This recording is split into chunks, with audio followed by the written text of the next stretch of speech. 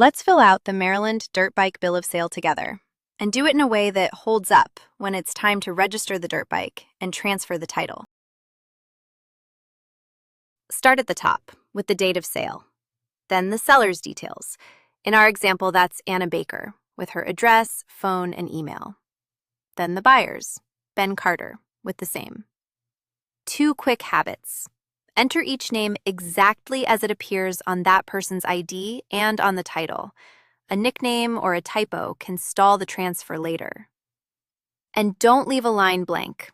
If something doesn't apply, write NA.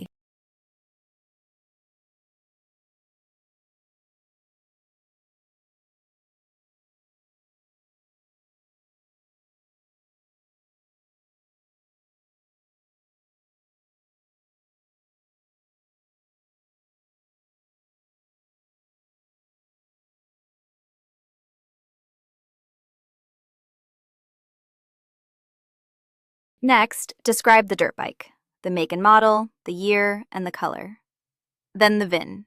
Type the VIN exactly as it appears on the title or the dirt bike. A single wrong character can hold up the transfer. Then the odometer reading. Write the exact number, not a rounded guess. Now the purchase date and the sale price, in our example, $8,500, paid all at once, by check, with taxes included.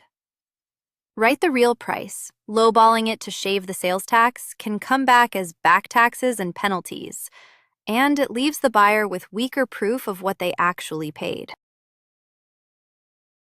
Now the signatures. The seller and the buyer each print their name, sign, and date. This form also has witness lines and a notary block. Use them only if your state requires it, or add a witness for extra proof. Then make 2 copies. Each side keeps a signed one. Today we're going to walk through what you need to know about a dirt bike bill of sale. Let's keep it simple and straightforward.